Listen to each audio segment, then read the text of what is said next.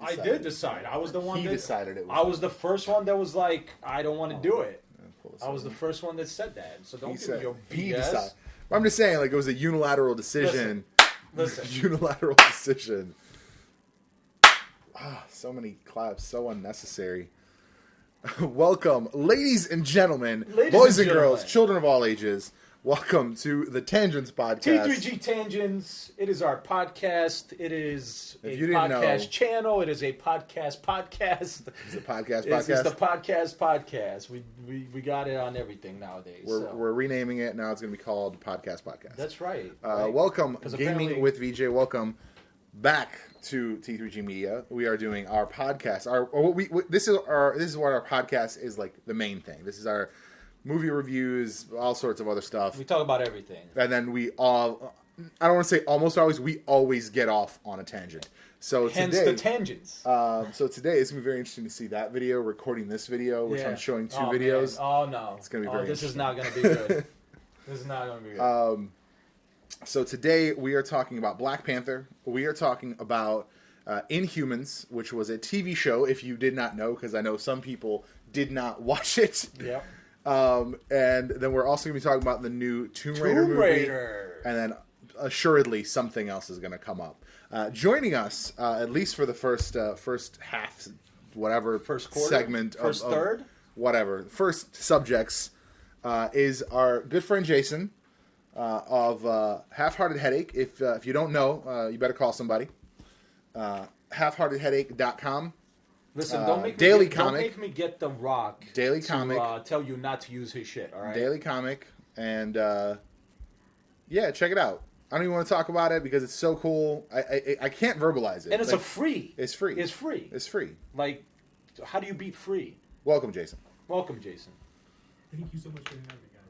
And that's when we realized we'd fucked up. Well, rather, I fucked up. Completely forgot to actually hit record on the computer to get Jason's audio. Therefore, there are going to be spots where Jason is talking that are incredibly low. Increasing it just messed up the audio, so that's just all there is to it, unfortunately. I apologize, and I hope you enjoy the rest of our commentary on this. Yeah, absolutely, man. We love it when we get to talk to people that don't agree with me. Although I feel like it's about to be a problem. on the conversation, we're about to have, me and you have the same thoughts on this one. So that's going to be okay. That's actually going to be very interesting. But we're going to go ahead and start out, since we do have Jason. We're going to start out talking about Black Panther. Since you guys are going to trash on it, I'm going to talk about how good this movie was. Listen, was it perfect? No, but there are so very few perfect movies, or even near perfect. Absolutely. But here's the thing: it was so entertaining. It was an excellent story. Was it predictable? Yeah, I mean, he wasn't gonna die. Like, you knew he wasn't gonna die, but like, it played out. Like, I think they hit check marks that they needed to as far as the story, but at the same time, I think it played out well. I think for me, it was way more about the characters and relationships. I think if you look at it, the story is like his dad was kind of a dick, and at the end of the day, because his dad was kind of a dick, is the only reason this entire movie happens. His dad was kind of a dick one time, just one time, and that's the only. So like that's it's like a life lesson. You got to not be a dick. But here's the thing: let's be serious. In the real world, everybody's a dick at least once. True facts. Jason, go ahead and, since you're the guest, give us your thoughts next.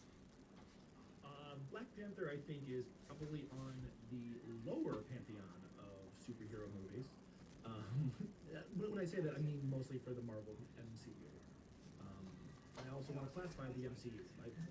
I'm not taking into consideration, the old Punisher films, the old Captain America. Right.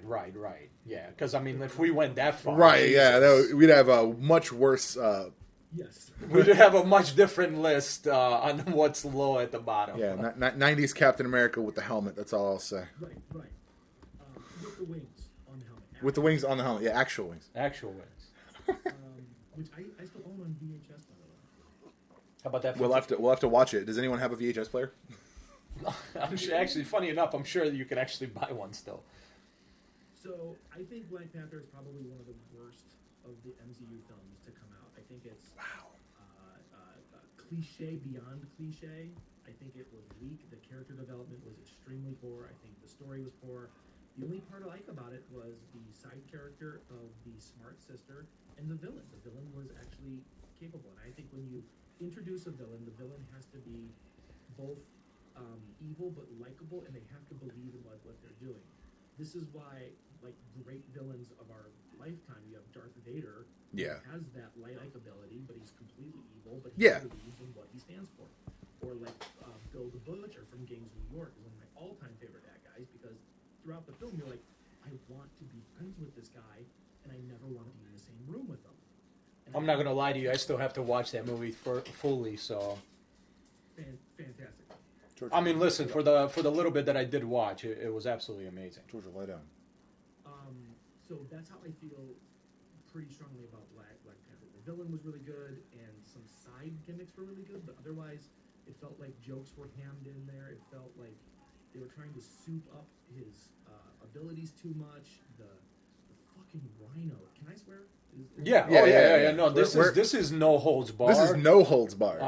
We don't give a shit about swearing. Caution if anybody's sensitive to. It says their 17 hearing. plus on the broadcast. Yeah. No, we're good.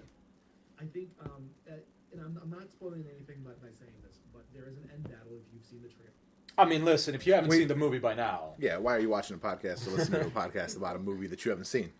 I won't give away story elements. Sure. But, the end battle was so weak and so, like, really kind of pathetically done that it felt like battles in film and television have become almost a mainstay now, where we have to keep upping the game, and this one felt like it was straight out of the 80s.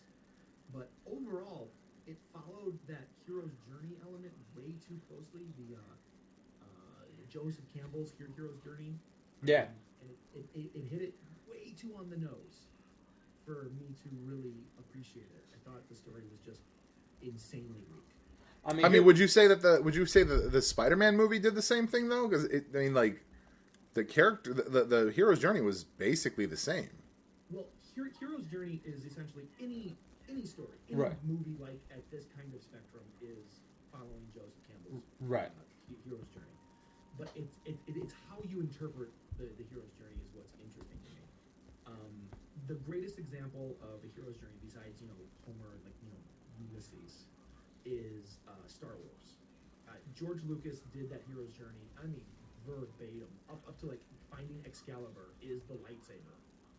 Right? Yeah. So on the nose, but it's so on the nose in how it did it in a time that it was not doing it. And we are so ingrained with that process now, and that's why a lot of people will think a movie is a cookie cutter or a cliche. They'll watch something like this and go, well, this feels just like that other film. Well, of course it does. It's following the exact same tropes with the exact same beats.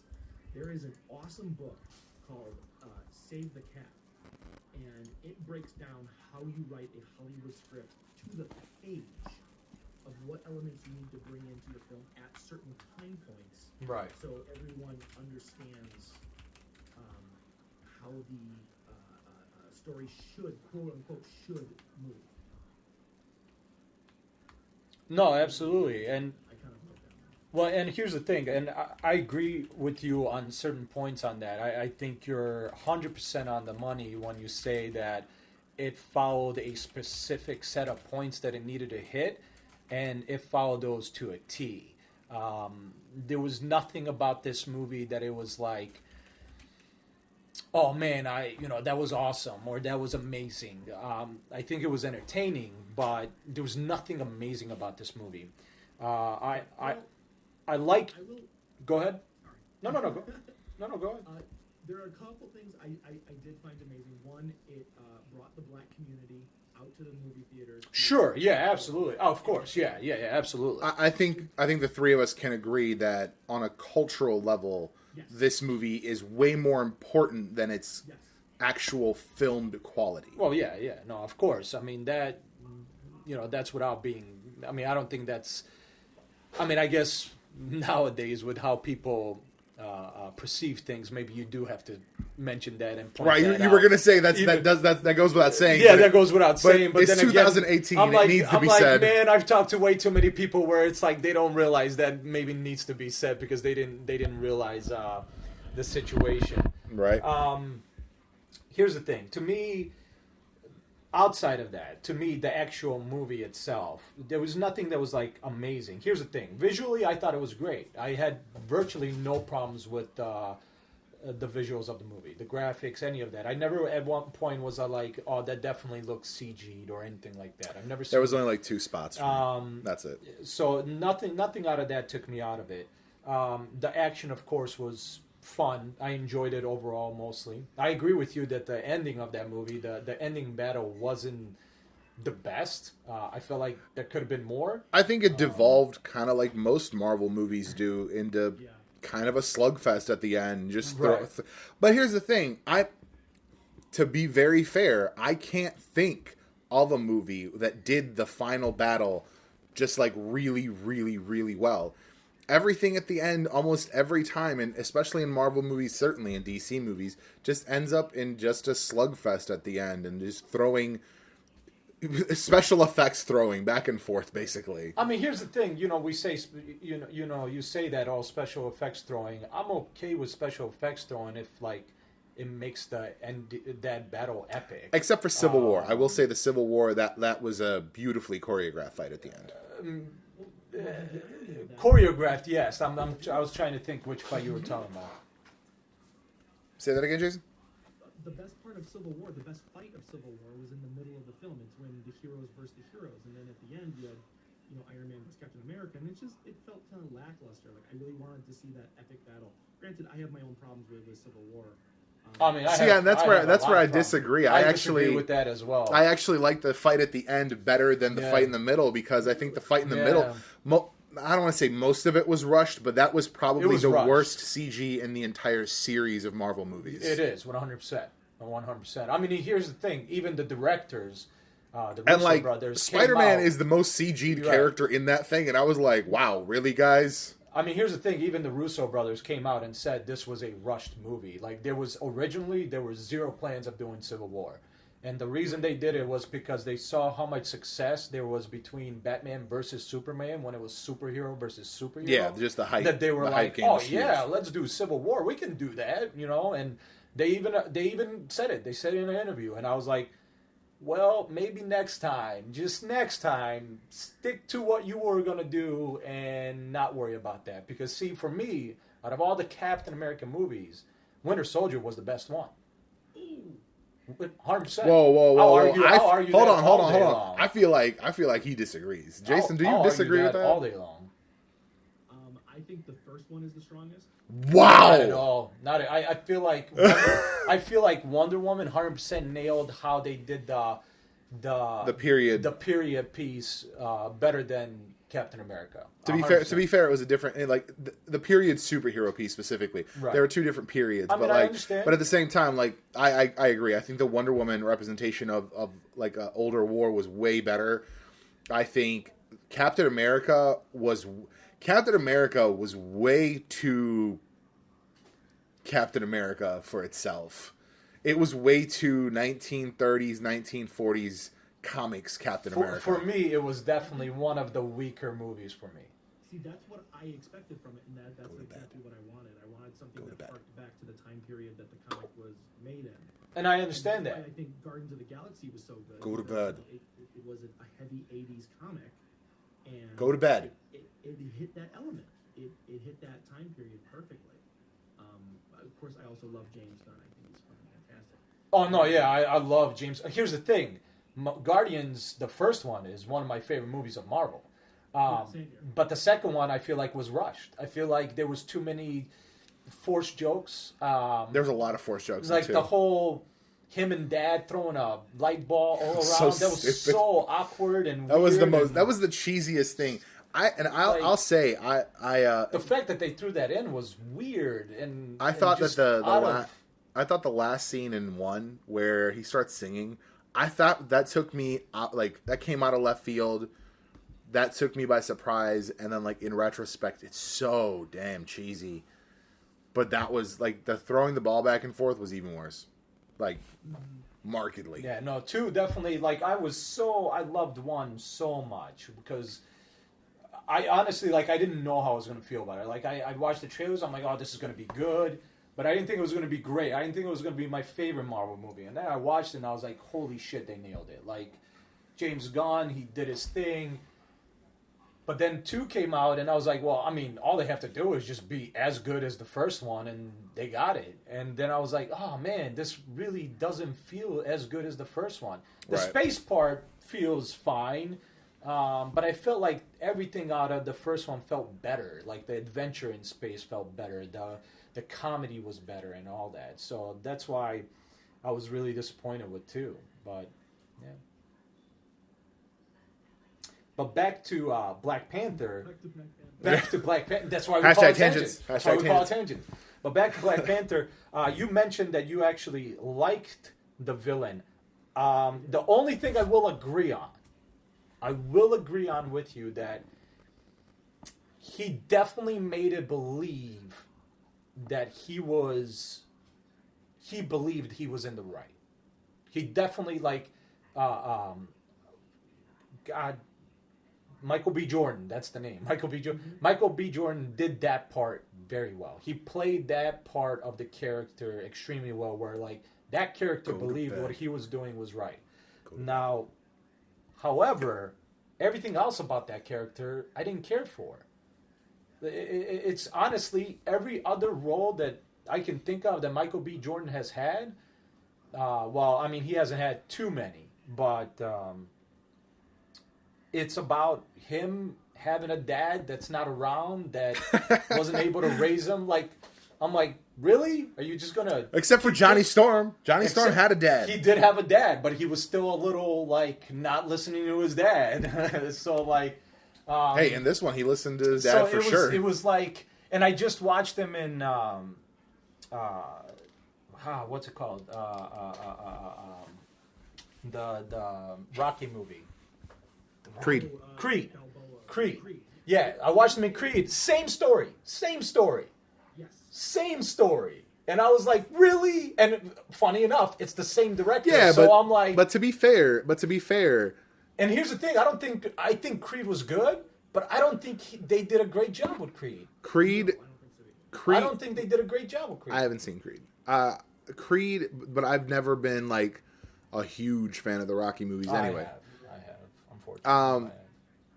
I don't think Creed was trying to conquer the world, though. Whereas Killmonger definitely was. Yeah, but of course, different types of movies. I think contextually, yes. Here's the thing: there is no original story. Everyone. That's why, when people tell me, my life is so hard or blah blah blah. I'm like, you're not going through anything somebody else hasn't gone through. So his characters are similar, but it's good motivation for a bad guy. The lack, and this is. You can call this maybe stereotypical, but the lack of a father figure in a child's raising definitely plays into their delinquency, their being not on the right path, their needing some sort of push, them really needing a hero arc at some point just to get into being a normal person. Most times that is true. I mean, I ain't have a dad. Right. I've had to deal with some shit over the years. I'm saying, yeah. I am trying to take over the world. That's a different story. But that's not inaccurate, and I completely understand it. I'm just saying, I completely agree with what Jason said in the sense that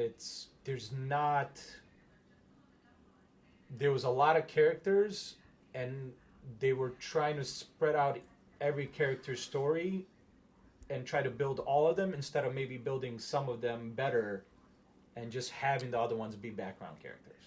I think the movie would have been far stronger as a TV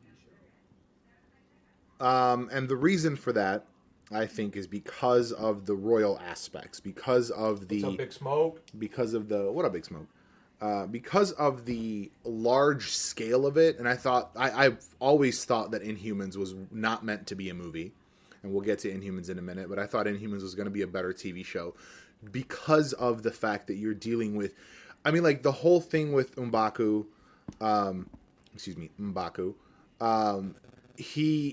that story arc beside him essentially being a plot device at the end, that was just to like give you some information about the widespread universe of Wakanda. Right. And I think, like you said, it would have been a better TV show only because then you get to learn, like, you can have a season arc where M'Baku is trying to take over the throne. Right. You can have a season arc of that. He doesn't need to show up for 5 minutes, get his ass whooped, and then be a plot device at the end. Like, that's the thing. He was a throwaway character. He was cool. Like, I liked him. He did a good job in that role. But the thing is, you don't know a lot about him. You don't know, like you said, there's not a lot of development. And I think that's true about the Queen. That's true about the girlfriend for sure. Like, you have little hints here and there. Like, you know, she's out trying to help people, blah, blah, blah. Yeah, but at the same time... But there's not a lot to her. But at the same time, even though there's not a lot, that felt like through every character. Because every time you saw a scene, it was something about her, something about him, something about that guy, something about this guy. Like, it was never, like, focused on maybe more of a tight-knit set of people to build those stories more, instead of trying to be like, oh, there's this guy that hates this...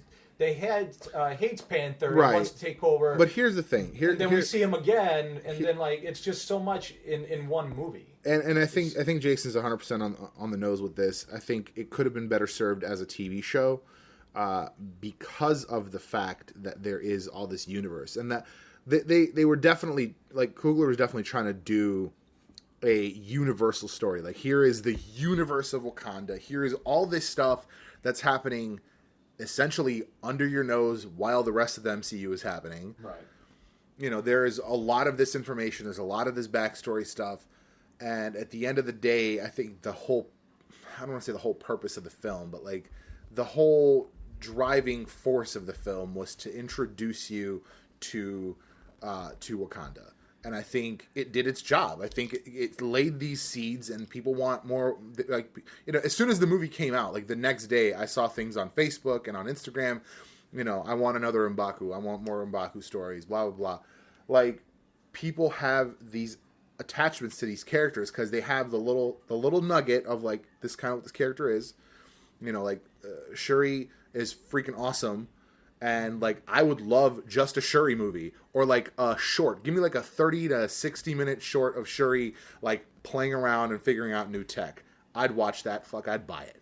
Or like, becoming the new Iron Man. Or yeah. Oh, jeez. Yeah. Let's do it. Don't lay that. Here's the thing. Don't put that out in the universe. They'll ruin it. You bring that up. Let's talk about that real quick. Let's talk. You know what? We didn't say we were going to talk about this, but let's talk about Avengers: Infinity War.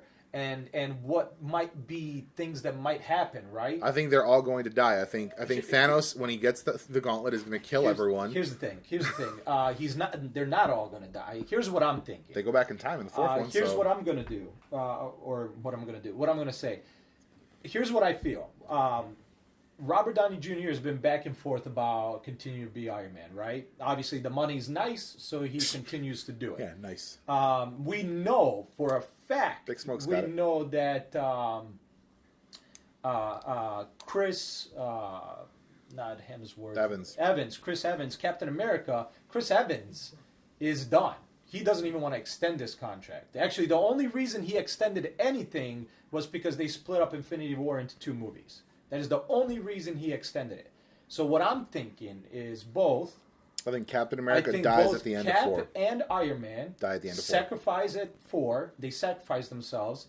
And then you have either Bucky or Falcon take over for Cap. Smart move. And then you take what you just said. You take the sister from Shuri becomes Iron Man. becomes Iron Man. Do it. You have a tech bold. person right there. That's bold. And yeah. they're rich, so it's not like they don't have the money to do it. That is bold. I'm not gonna. See, that would be perfect. It wouldn't be a bad move. And here's the thing. Like I said, the smart move is to do, because there are photos from the set of 4, because they just wrapped filming. Right. There are photos from the set of 4 where they show scenes like being shot from the first Avengers movie. So there is time travel in play in 4. Oh, I'm sure. Big Smoke's got it. I think most of them are going to die, and someone's going to get the gauntlet and reverse time and undo everything. I think it's going to be Doctor Strange because he played with time last time, Right. or someone's going to get the gauntlet with Doctor Strange, like with the time gem, Right. and like not having the finesse of Doctor Strange will just overshoot it. I see. They're just going to rewind and go too far. Right. You know, then you have some continuity issues, but that's comics, that's Marvel. Like, That's like comics, but we know that doesn't work in movies. This is why. well, then they're movies going to are bring not him back 100%. forward. Then they're going to bring him back forward. With X-Men, they're retconning everything. I mean, they retconned like one movie. The entire purpose of Days of Future Past was to retcon one movie. They retconned the entire first part, though. Untrue. Untrue. If you look at Logan, Bryan Singer films? No. no, No. no. No, If you look at Logan, you've seen Logan, right? Yes, I am up to date. Yeah. So like Xavier recounts now. Logan is post transition, post change. It's Right. not. It's not. So it's post. Let's call it new timeline. So Logan is new timeline after everything. Right. And 2 and like 1, 2, and 3 still happen. I'm thinking 3 just didn't end with her getting stabbed to death. Right. Or they happened, maybe 1 and 2 happened, 3 didn't happen because 3 didn't happen because in the new timeline, Because the way it's going to happen now. right, because you have a Dark Phoenix story in the 90s. Right.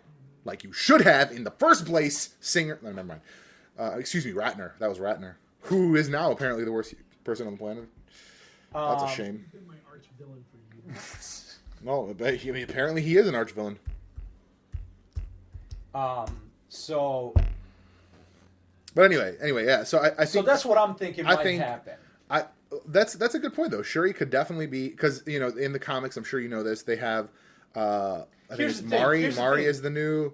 Chris Hemsworth Chris Hemsworth hasn't ever talked about not wanting to be Thor. Although I think he'll do that till he although, dies. although here's the thing. I want him to do it. I want him to become the new Odin. Here's I mean, the he thing, is though. like that. Here's the thing: you could still kill. I mean, in the first Infinity War, this one that's coming out, Part 1. I mean, you see Thanos' hand over his head, like it's literally he's grabbing Thor by the head and. I haven't seen dragging him. anything except the first teaser. Well, he is, and so yeah, you could kill off Hemsworth and then bring in somebody else to play that role, or not even. You don't even actually have to bring back Thor, to be honest. You really wouldn't. Well, no, because that is the actual legend of the Norse gods is it's a cyclical story. They have a Ragnarok, they all die, and then they all come back. Well, I understand that. I'm just So saying. he could die, and then he could comes come back as right, a younger different- Thor, Yeah, younger Thor. So and thus you have a younger guy doing if it. he really wanted to, so there you go. Even if he did want to, for him, there's a perfect explanation why he doesn't look like himself, because Right. they have that built into the story. He's a new Thor. So you could essentially get rid of And then you do Girl everybody Loki. without, you could do everybody without involving, like, we revived them through time travel and brought the young Right. ones over. Like, you don't have to do that story. You don't have to. I mean, as far as the you could literally kill Asgardians them for all sure. off.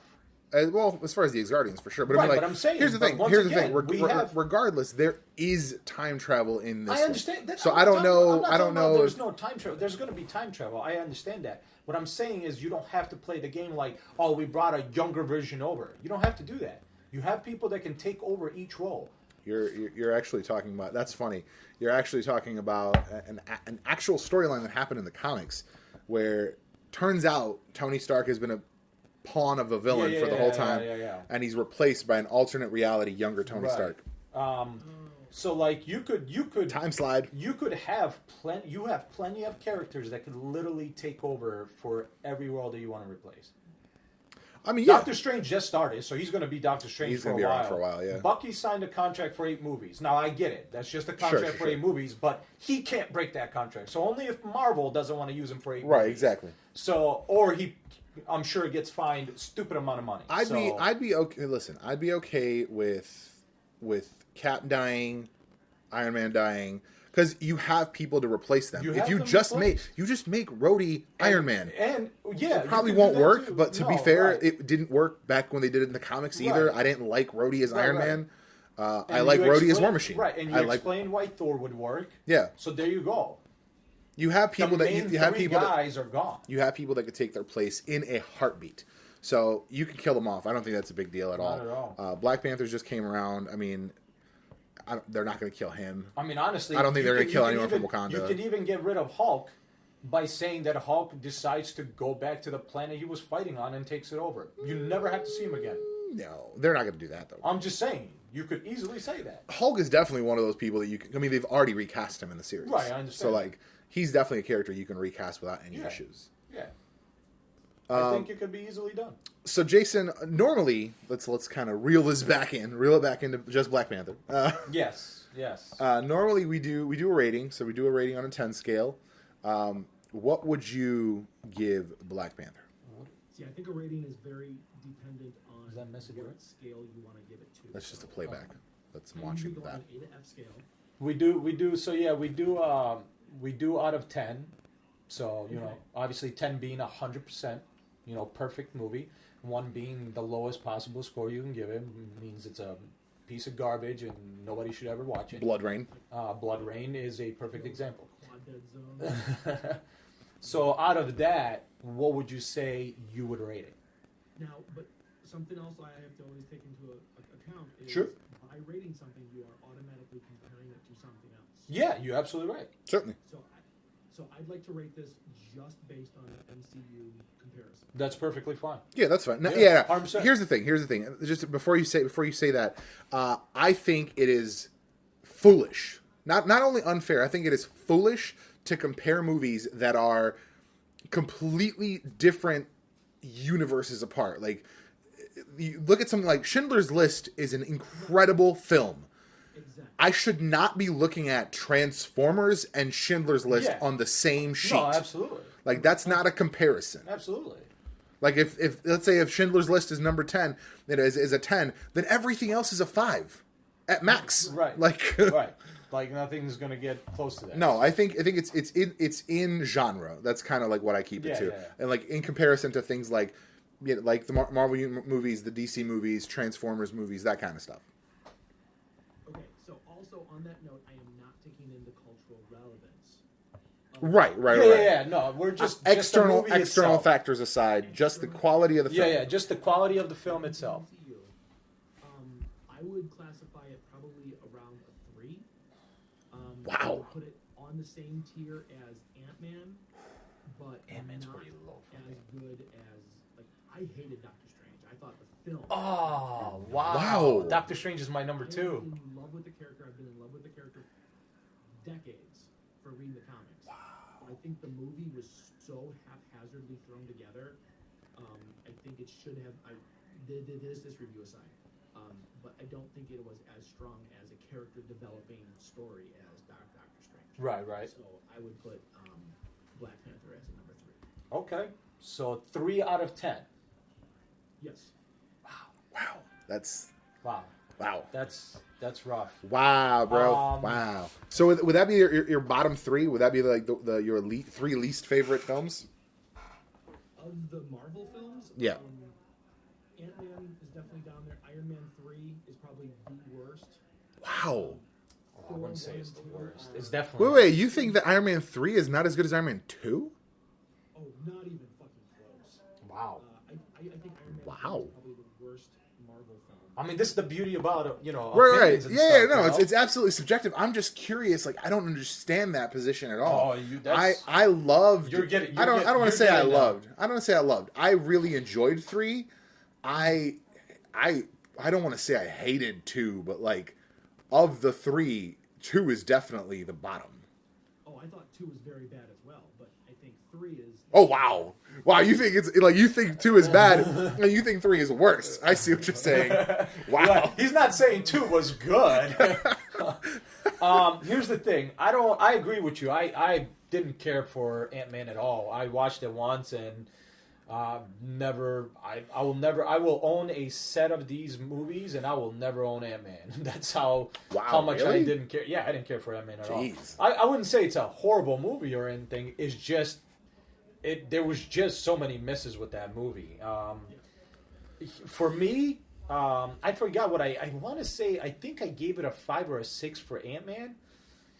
Probably. I would say this is going to be about a man for me, maybe a 6.5, maybe 7. Yeah, Interesting. It wasn't horrible. Like I said, it hit all the points that it has to hit for telling a hero story. Not enough character development. The visuals I was really happy with.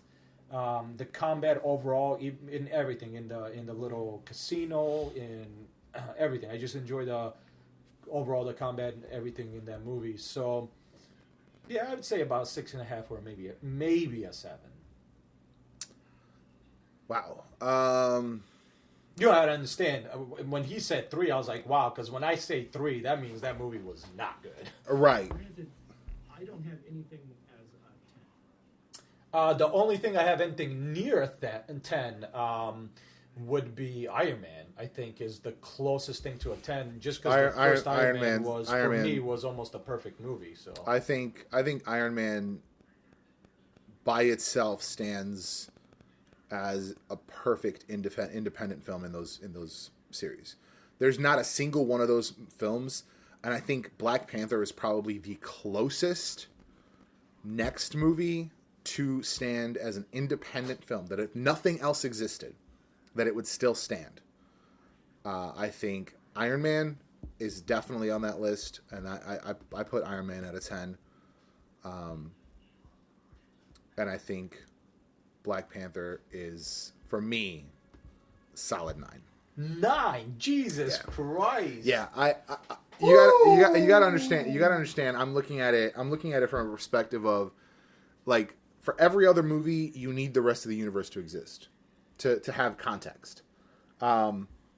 Guardians 1 being the only exception because a lot of exposition is done in that movie, because the collector tells everyone about the fucking stones. Sure. Even though we had stones in the other ones. Yeah.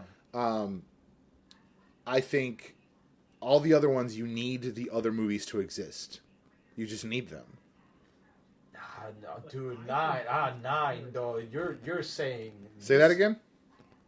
I think that is imperative. I think the reason I like comic books, at least one, I'm not a big fan of superhero comics. I think as soon as I get to a fight in a comic, I lose all interest. I want the story. I want the character build. Yeah, you're not a fan of necessarily action. No, not really, because I understand where it's going to go. I understand it's a means to an end. I want the journey leading up to it. Sure. But in comics, so that's why I think you would enjoy the thing that really dragged me in the most, especially as a kid, was that we lived in a universe filled with different characters, and you can find each other at any given time. So I'd be reading Daredevil, and then Spider-Man would come in, and then you'd have, Iron Fist would come in, and you'd have like all these, like, my favorite characters were always the street level, like Cloak and Dagger. Right. So when they came in, I was like, yay, I'm part of this, like, little moment where these two worlds collide. That was the best part to me. Right. So seeing the movies solo, like, with just one hero or one villain, I'm like, no, that's bullshit. That couldn't happen. With a villain like this imposing danger, other heroes are going to stand up and try and save him. Right. And I see that. And in Thor 2, in the second Thor movie, I was very much of that opinion. I'm like, yo, this is a world-ending threat. Where the hell is Tony Stark? Right. Well, which is like actually, just pop which in, is because that actually was surprising that we didn't see him in that movie. The coolest, considering how they did Spider-Man. The coolest stuff in any Marvel comic, in any Marvel like TV property, the best moments, like during the Phoenix saga on the X-Men animated series from the 90s. Right. There was this moment where the Phoenix loses her shit. I think maybe when the Dark Phoenix is born, let's say. She's like, blasting power everywhere. The fucking weather patterns are changing. And you get these quick shots of War Machine saving people in New York. You get Spider-Man like just peeps in his, like, you see his hand come through and throw out some webbing. You just see these like little quick hits, right. and that's all I need. Like there is a beautiful cameo written in by Scott. I want to say it's Lobdell. I don't know how to pronounce his last name. Wrote X-Men in the 90s. Uncanny X-Men 341. It is the Christmas edition. You have Cannonball walking through the streets. He's like, yo, I got to pick up this present, blah, blah, blah.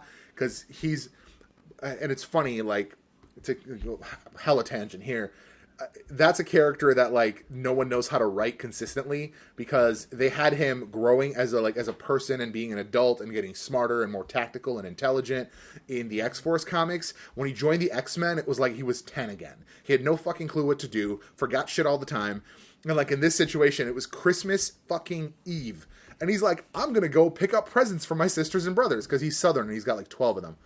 Let me just Hold on. As he's walking to the store, he passes by Punisher. No, I get it. He's just like walking. He's just walking by. He's got a jacket on. You see the little bit of the skull, and I was like, "Son of a bitch, that's Frank Castle." That's awesome. Right. So like, and you say that. So then, like, knowing that you enjoyed that, the fact that you said because, but I think that wasn't necessary in this movie, you give it a 9. Let me just put this in perspective to you. You're saying that this movie was on par with Iron Man. Yes. Was on par with Deadpool. Was on par with...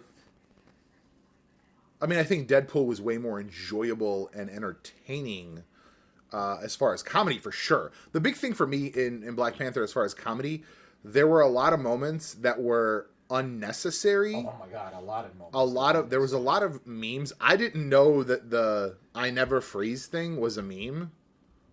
Did you know that was a meme? I didn't know that was a meme. The what are those? I was like, I laughed, but only because it was so ridiculous. Yeah. That moment took me out of the movie. Yeah. I was just like, what? I actually was not. I actually found that fun. That one didn't bother me as much. I got the joke, and I get the fact, like, okay, cool, they have access to the internet, obviously.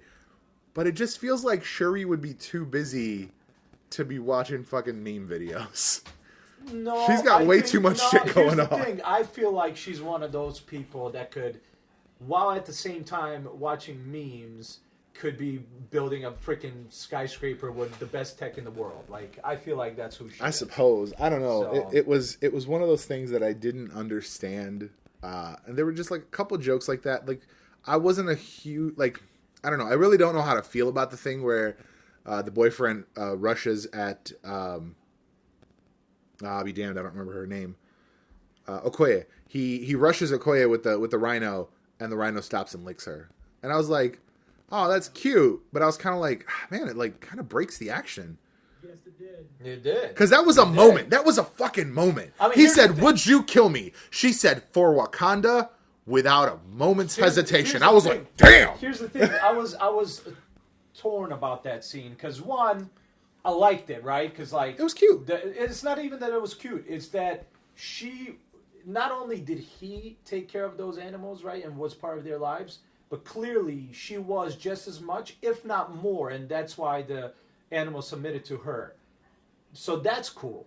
But at the same time, it did take away from that entire scene. Yeah. Like, it was like, oh, shit, she's going to, like, do something badass. Right, I'm thinking there's going to be some sort of crazy backflip. She's going to, like, jump over this entire thing, knock him out. He's going to be done. He's going to be just, like, that's what I was sleeping thinking. there That's while the rest of the fight goes. No, it was just, like, the animal stopped, which was still, like I said, to me, I was kind of torn because it's like, like, I didn't hate it. Right. But I also, at the same time, was like, it did kind of throw away the scene. So. Right. Yeah, it's that's a hard one. That's a hard one. But like, all right, fine. That's fair. Like, you brought up Deadpool, and that's a good point. I guess I was trying to look at it from a narrower perspective of just the Marvel movies. If we're looking at just superhero movies in general, I would put it at an 8. I would put it at an 8. All right. Solid 8. You know what? I'll give you the. I just really enjoyed it. I really liked. And I'm happy to hear that. I really liked. I think it was a perfect representation of Wakanda. I think it was an absolutely perfect representation of Wakanda. The only thing I will say is, and this is why that the what are those took me out of that moment. Prior to T'Challa becoming king, there is no notable contact with the outside world. Right. Prior kings, and you can see, like, with T'Chaka being, going to the Security Council and all that. I was going to say Civil there War. is that I will part. say that is we can say that maybe T'Chaka was that king, because in the comics, T'Challa was like, hey, we're gonna like interact with the outside world, right. and the council people were all like, no, like, what are you talking about? Like, that's not how we do things. Right. So like there was always pushback on that. So let's even say that T'Chaka was that king who said, let's go and be part of the outside world at least a little bit. It just seemed like that was not like, it seemed like there was too much outside references to there being that kind of mentality. But they weren't expressed. They weren't expressed with that in the movie. I get where you're coming from, but I feel like they at the same time were expressed, because we see Panther's dad also go into our world, when he goes after his brother. Right. So clearly, like, after I watched that scene, I'm like, they have no problem of going. And I mean, he was technically there because of the king at the time. Right, and that's the thing. Yeah, they have they have these agents all over the world, blah blah blah, and like they're deep rooted, so they have their information gathering, which makes more sense. It just that took me out of that moment, because that's how I see, that's my personal perception of Wakanda. My perception of Wakanda is that they're an isolationist group, in that they in the comics they never had agents out in different countries and stuff. It was just like it was Wakanda, and then it was like a fucking myth. Like you couldn't get to it, you couldn't find it. Yeah. Jay, real quick before we finish this up. So in the beginning, Black Panther is on a ship, and he's arriving in Wakanda, and he says, "This never gets old." Was that, like, for me, I felt like there was absolutely zero reason for him to say that. I don't know that reference. That didn't really register with me. So. Okay. Yeah, he says it right in the beginning after he... You just mean you don't think it was necessary for him to say that? I feel like there was just zero reason for a man that's been there for ages to say, when they're pulling up into Wakanda for the first time during the film, for him to say, "This never..." It's almost like he was still a child. "This never gets old." Like, what? Like, that was not necessary. There was zero necessity for that. That felt good with, like, Danny Rand. Yeah, exactly. That's exactly what it was. But at the same, Danny Rand. That's funny. Let's not talk about that show. That's again. a sad That's a sad reference, because that show is so bad. Oh, let's not talk about that show. Yeah, no, I like that we have our very diverse ratings on this. Yeah, we do. I like that too. I like it. So I mentioned it earlier. I brought up Inhumans because I thought that Inhumans to me was a sci-fi version of Game of Thrones. A lot of Inhuman stories in the comics very much revolved around Maximus trying to take over the throne, and that to me was like, this is like political intrigue. Yeah. This is royal families feuding. Like, this needs to be a show, just because that's not something that you can really execute in a movie and have it be engaging. Because to me, that's the thing with the Inhuman stories. Like, even in the original comics, like, I don't want to, this may be an overstatement. Although I do want to, real quick before you finish that, I do want to say, you said it's just like Game of Thrones, and then you specified why it was, but I do want to say the two TV shows are not even on the same I've never level. seen Game of Thrones. Yeah, I just mean Game of Thrones, I just mean like from from what I know of Game of Thrones, as far as like different houses. Game of Thrones? I have not. I'm a completionist, and I hate having to wait for stuff. So once season 7 is done and out, I'm gonna watch. So what I've recently come to have a strong belief in is since Fox, especially Fox, other people do it too, but especially Fox, likes to cancel shit just randomly and not give us an ending to stuff. I no longer give my visual attention to a show unless I know there's a proper completion of that show. If you screw me and you are going to just end it because you don't think 5 million views is enough for you, or even 10, whatever it is, then that is an issue you have, and I will not be anymore watching. Speaking of which, I didn't see Black Panther. I've been too busy with work. Big Smoke, then why are you watching this? We just told you like half the movie. It doesn't matter. You still got to watch the movie to experience it yourself. All we've told you is some things that happen in it. Wow. What I will say is that in the original comics, I think, and this may be an overstatement, but I think the original Fantastic Four arc of the Inhuman story was spread out over like 7 or 8 issues, which in like the 60s was a lot because that was like every 3 months. Right. It was a very broad. FurCon is coming up. You won't see it for a while. I understand. We're doing C2E2 tomorrow and over the weekend. Yeah, we are. It was one of those things that when they were like, we're doing an Inhumans movie, I thought real hard about it. And I was like, how the hell are you going to do one movie of that? Like, that's such a huge fucking story. Right. And then they were like, it's been pulled off the slate. And I was like, that's not a good sign. Right. And then they were like, we're doing a show. And then, like, it felt like they didn't do a lot of promo for it. It kind of just came out. They didn't, because I'm telling you right now, when they were like, oh, here's the trailer for the series of Inhumans, I was like, excuse me? Yeah. Last time I heard this was still a movie. So when it did that, I was like, this is not promising. There was not a lot of promotion. Here's the thing. I will say I liked it. I enjoyed it. I think it's a slow build. I think it's a hella slow build. I will put it this way to you. As a TV show, not even looking at it as a superhero show. How would you compare it to, like, in universe comparison, right? Agents of S.H.I.E.L.D., Agent Carter. You gotta understand, I'm like a season and a half behind on Agents of S.H.I.E.L.D. right now. Me too at this point. Okay. Well, oh, you still haven't seen the back half of last season? God damn it. The back half of last season. God damn it. Yeah, Anyway. I'm a season and a half back. Anyway, it doesn't matter. Like, comparatively, like, the story... If you want to talk about season 1 versus season 1... Yeah. Okay, season 1 versus season 1, first Inhumans is way better than the first Agents of S.H.I.E.L.D. Right. Because the first Agents of S.H.I.E.L.D. And was Agents not survived. As a show... Right. Just a show. I thought it was okay. It was decent. I'd watch another season. Okay. Hey, that's huge. That's huge. You were ready to not watch Agents ever again after like the first season. That's the first show that's ever happened to me with. So there's that. So hold that thought for a second. Jason, you said you've only seen about 15 minutes of the first episode.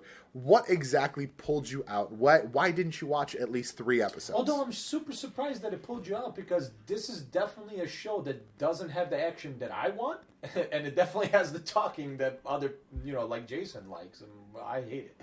Exposition and character development are 2 drastically different things. Okay. And I think that's what it was, is it threw you into a pilot. And I don't mind being thrown into a story and then slowly learning about everything, but it was just exposition. It was the old rule of show me, don't tell me. And you're working in a visual medium, and it's just dramatically boring. I thought the characters were just, like, I know the Inhumans, I read Marvel.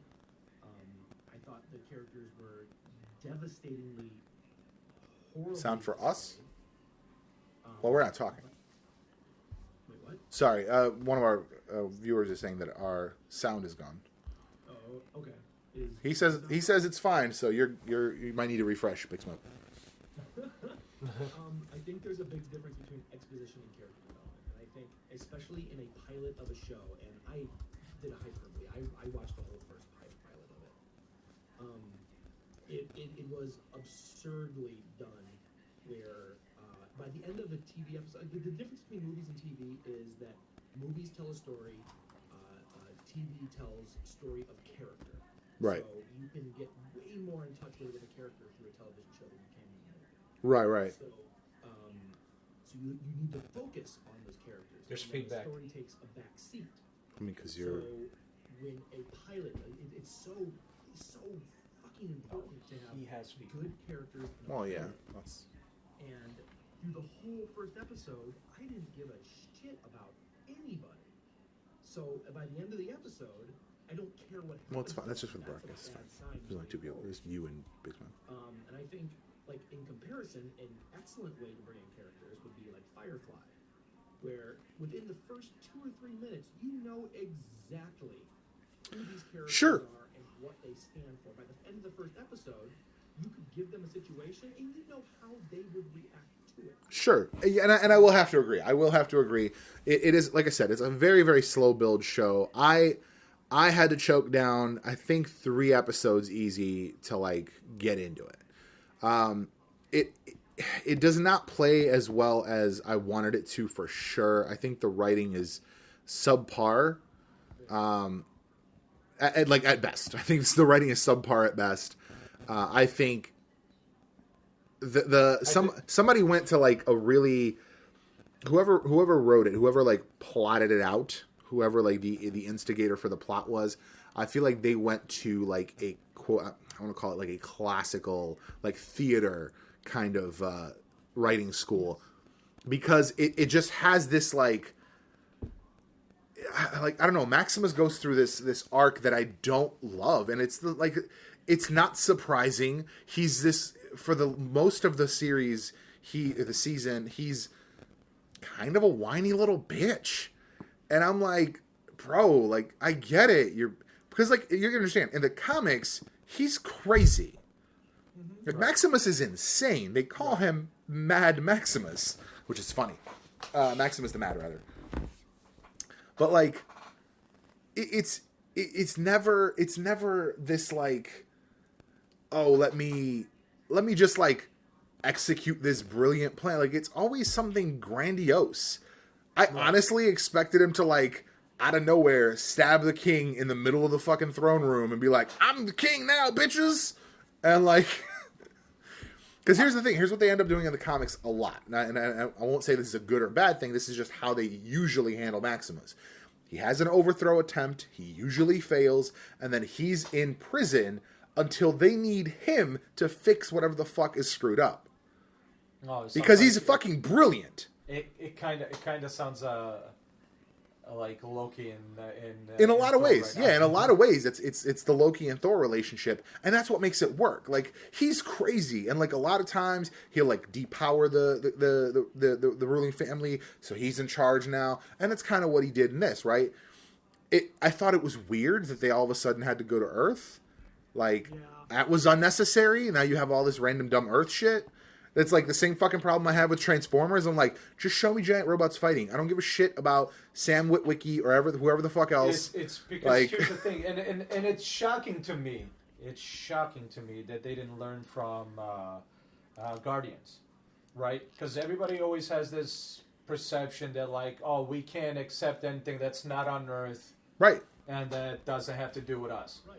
Where with Guardians, clearly we figured out that doesn't matter. Right. Because the only one time we see Earth is in the beginning when he gets taken That's the flashback. Away. Yep, so just the flashback. We did not have to go to Earth off the moon for this crap. Dude, it was unnecessary. The perfect example of this is the book Saga. Have you guys read Saga? I've read 2 volumes, yeah. It's outstanding. Okay. So it's nothing to do with Earth. There will never be anything to do with Earth. It is so far removed. I don't even know if there is an Earth in that universe. Right, exactly. So it's not our normal daily lives, and we're absolutely entranced with Oh, yeah. story. Oh, yeah. Yeah, that's one of those things. That's why I said that for me it was like, it was a good TV show. Like, it was an okay TV show. Right. But for what I wanted out of that, wasn't... I wanted way expected. more out of it. And here's the thing. They tried, and they sold me on this idea like, hey, we planned this as a series, like as a mini series. Right. And like, so when you say that, we planned this as a mini series, I'm expecting beginning, middle, end, Correct. period. Right. End of sentence. Yeah. Not comma or colon, here's some other shit that might happen. Yeah, I know. I agree. Because it ends with this fuck. No, Jason, do you care? No, I don't think he cares. He doesn't care. So He it stopped ends. after 15 It minutes. I don't ends think with he'll ever it watch it. ends with the fucking moon colony being blown up. They have to go to Earth, Yeah. which is like not. It's not a new story. It's not like a fucked up story. Like, they've done this in the comics before. Sure. It's essentially the reverse of what they did in the comics. In the comics, they used to live in the Himalayas, Right. and then people found out, so they had to go to the moon. Right. So same shit. I was just like, okay, cool. But then it was like, oh, by the way, the destruction of this now has turned the fucking thing into a beacon, and oh, the fucking Kree now know that like you're around. Yeah, no. And I was like, yo, this leads to the Kree Skrull War. Right. This leads to a whole lot of other shit. No, huge cliffhanger. I feel like this is not an end. It's not a period. This is like, hey, this is the opening sequence of a fucking 35-part series. Mind Blaster said, I missed the crawler thing. Well, as always, it will be up next week, sir, on the Tangents channel. Sorry about that. No, yeah, and that's kind of like... We're reviewing Black Panther. We're reviewing Black Panther, It's in the title. Inhumans, and Tomb Raider. And we have a special guest named Jason from Half-Hearted Headache. Half-Hearted Headache, Daily Comic. Daily Comic. Check that shit out. Check it out online. What is the rage about? We're talking about Inhumans right now. Inhumans. At the current moment, it's about Inhumans. There was just like, it was intense, right? Like, they're like, they clearly hinted at, what are their names? Skrulls or whatever? They clearly hinted at that, and I was like, that's, like, because what I heard was the series canceled. So I'm like, you're going to end it. The Kree. Or Kree. I'm like, the blue alien. Yeah. And I'm like, you're going to stop right there? Like, that's it? Like, I mean, I get it. And here's the thing. I get it. I don't mind. Technically, they can use the Kree in what's her name? Captain Marvel, right? Oh, and that actually, see, now that you say that, Right. that makes perfect sense. So they could play that into that, but like, all you said was like, they're coming to Earth. So like, here's the thing. Like, yeah, you hinted at it, but like, you did nothing else. Like, and I would be fine if they were like, hey, we're doing this show, it's gonna lay the groundwork for like a lot of our other stuff. right. I'd be fine with that. Right. Then this is the random one shot that starts Avengers versus X-Men. Okay. You know, this is the They random one. They are trying to obtain it, and there hasn't been any word that they have or haven't. No, I just mean like comparatively. Like this Sure. is like the random one shot comic that comes out before the event. Like you had not Civil War, but like the next one. New Warriors was before Civil War by Scott Young. Right. So for instance, that's actually a perfect example. Like New Warriors was this little mini series. It was a throwaway mini series. They were fucking like reality TV stars. It was just like, let's do shit that's like popular in other pop culture in comics and like try to get this book to sell. And it was whatever. They weren't planning on Civil War when it came out because it came out like 3 years earlier. No, that was at the exact same time. No. The New Warriors miniseries? Yeah, that was the lead-in to Civil War. I was going to say, No. you guys are on your own on this one. No, I'm gonna have to Google that, my friend. Because I jumped on that book, and then I learned about Civil War was coming out like in a month. That book I thought was stronger than Civil War was, but Wow, that is a bold statement. no, it totally is. But Volume the main 2. Where's this voice from God? This is Jason. Jason is coming through Discord. Yeah, he's through Discord. He's just a Volume guest. 3, That is January joined us through 2006, but Civil War was like a year later. was it that far? Later? July. Huh. Well, anyway, yeah. So Civil War came out after because that was the whole reason that. Seb Wells, illustrator Scotty Young. I don't say. Here's the thing. I don't think it was intended. Hold on. I don't think it was intended to be a lead-in. I think they just used that. Oh, I disagree. I think that would be extremely poor writing if they just said, "Hey, let's just use this." And if they did, fuck Marvel. I have zero at all. Because here's the thing. The writer had nothing to do with Civil War. Zeb Wells did not do any writing on Civil War. It's still a giant team that they all sit down and say, "How are we going to do this for the next year?" And then they plot shit out. Sure, and you could be right. I just know that I thought it was just like, hey, we did this miniseries of New Warriors. We need an inciting incident. This makes sense because it works with the story that we already did. That's how I saw it. You could be very, very right because it is very close together. It came out in January. Oh no, it says a trade paperback.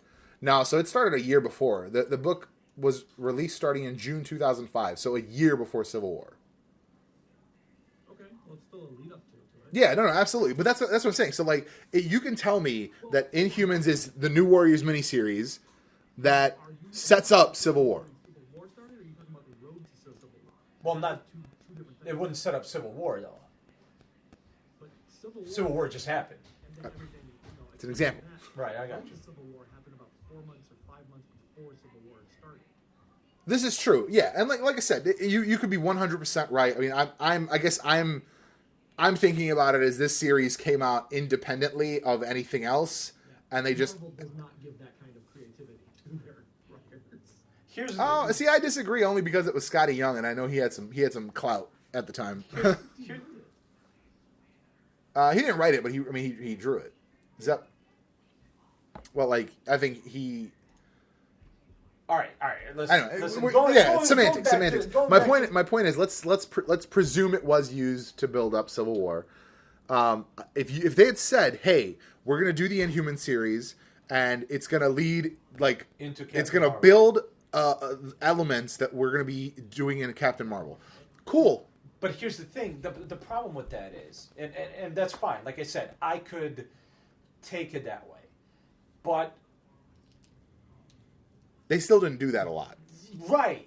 It was like here at the end we're gonna tell you this beacon just sent out a signal. What does and that then- mean? What does that What does that mean? Because if it was going to be that, I would expect it to come out the year that Captain Marvel right, comes out. because I think there's still no, I don't think, proper date for Captain No, Marvel. there is. there? Captain Marvel comes out. 19. Which one? It's next year. Yeah, 2019. Okay. So I would have put out Inhumans next year. Or at least a few months before next year. Yeah, Before and that. let's say end of this year, Right. because it came out in October last year, so it could have come out October this year Right. to lead into Captain Marvel the following year. Yeah, I just don't. It just felt like they didn't know what all they wanted to do with it. No, and- it's definitely one of those things that happened with Civil War. They rushed it. They had this idea. They're like, "Oh, we want to do Inhumans." I'm telling First, you, it was here- a movie. It was just a Here- rush. Here's what happened. They made a strong play to make the Inhumans the X-Men replacements for the Marvel Cinematic Universe. Sure. Then They realized, someone at Disney was like, Yep. "Why don't we just fucking buy Fox?" Yep. And then they're like, "Shit, that's Shit, the but better we're- move because then we can just use mutants, Right. Because people fucking Shit, love X-Men. that's the better move because now we can use mutants. Because the people love X-Men. And we Damn can it! just And we were trying to push all this Inhuman stuff. But that's what I'm saying. So that's why I'm thinking the movie got pulled, and Yeah. then No, while the definitely. movie gets pulled, they're like, "Well, we still promised Inhumans. Since Inhumans is happening on TV, we haven't done anything with the Inhumans in the Right. movies except for Quicksilver and Scarlet Witch, and even that was just like a sprinkle. It Right. was just like Inhumans. Yeah. It was like that salt guy, the salt king or whatever the hell they call him. Jason, have you seen that? Salt King? The meme where the guy's like baking a steak, and he throws the salt on there, but he does this gangster move. This is what he does. No, it's This is like what this. He does. He sprinkles it while He's his not arm watching. is like He's not flexed backwards. Is that It's like his elbow out? yeah. that, There exactly. you go. See, you know. So you know. that's what they like. The Inhumans in the Marvel Cinematic Universe films aren't even a thing. So they're like, fuck it, let's just put it on TV. It can tie into the fucking Agents of Shield show. Who gives a shit? And then we'll leave the Marvel movies, and once we get the X-Men And shit, we'll just build those in. And here's the other thing. So here's what they're gonna do. And it's like, how do you know? They're gonna 'Cause I know. do Secret Wars. They're gonna merge the Here's- universes together. That's exactly what they're gonna. Here's what they're gonna do for Captain Marvel, right? So Inhumans is most likely not coming back. There were some people saying there might be rumors that Unlikely. it might do a season 2. Unlikely. They canceled that crap. It's done. So here's what's gonna happen, right? Captain Marvel comes out next year. Probably what was it? Was it maybe February next year? Mm-hmm. So what they're gonna do is they already sprinkled in that a beacon was sent out. Agents of Shield Next is going to season. take off that in the next season. Yep, true facts. And then half point where they take a break, they're going to be like, "Oh shit, this just happened." Can I say that I thought because they made a big ass deal about the first 2 episodes are coming out, they're filmed in IMAX, they're coming out in IMAX as a movie. Yeah. I was like, yo, I'm expecting at least the first 2 episodes to fucking destroy. You have to understand, I have a precedent set for this. The 2007 Knight Rider series had a film that preceded it. Yeah. That had That kicked it off. fucking credible graphics. Yeah, kicked The it off. transformation of the car was so, it was like perfectly liquid. It fucking just molted. Right. It molted into another car. On the show, it was like, It was crap. it was not that great. It was like chunky. It was not. like kind of old school Transformers, Right. like 70s Transformers transformation versus like modern Transformers transformation. Yeah, that's why when I was watching it and you were told me, like, I'm like, this was going to be in the theaters? Like, I watched the That's the thing. The first two episodes, I was like, they What? put this on IMAX and people paid for this shit? Like, I feel like this is, I would have been salty and I would have asked for my fucking money back. Yeah.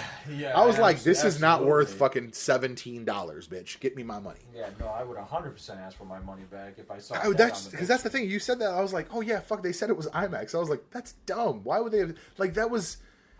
I feel like that was just like a stupid way to try to fulfill that. Like we're gonna have an Inhumans movie. Yeah. Was it shot 17 millimeter? Yeah. The first two episodes were shot for IMAX.